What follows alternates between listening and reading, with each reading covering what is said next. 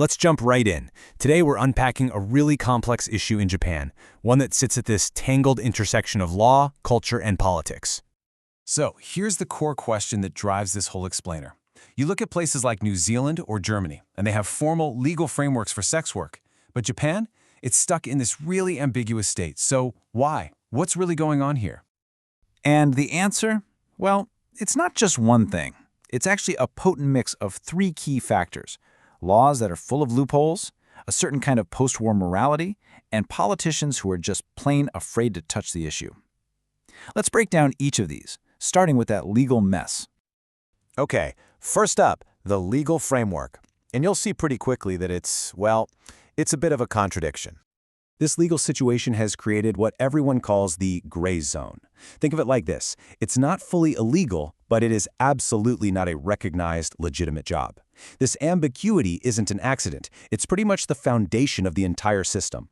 And this gray zone isn't some new thing. Japan has a super long history of managing prostitution in designated districts, going way, way back to the Edo period.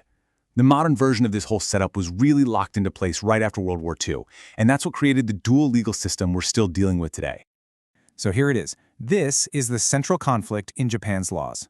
On one hand, you've got the prostitution prevention law, which is supposed to prevent the industry and protect people. But then, on the other hand, you have the public morals business law, which exists to manage these businesses with a whole system of permits. One law is basically saying stop, while the other is saying, okay, but here's how you do it. That contradiction? That's the engine that keeps the gray zone running. So, with a legal framework that's so conflicted, how does it stay that way? Well, to understand that, we have to look beyond the law books and into some really powerful social forces, politics, culture, and some deep, deep taboos. Yeah, this isn't just about what's written in the law. You've got these deeply rooted cultural ideas like shaji, which is this powerful concept of shame, and the massive importance of family honor. These values create this huge social wall against the idea of just openly talking about sex as a job. It clashes with everything, and it makes a real public debate almost impossible. And that cultural resistance, it spills right over into the political world, creating a landscape that is just completely split down the middle. I mean, look at the stakeholders. On one side, you've got conservative voters, some religious groups, and even certain feminist NGOs all pushing to get rid of the industry. But on the other side, you have worker rights organizations and public health advocates who are arguing for regulation and protection. When the divide is that stark, finding any kind of political middle ground is next to impossible. So what you end up with are these three massive political roadblocks stopping any real reform.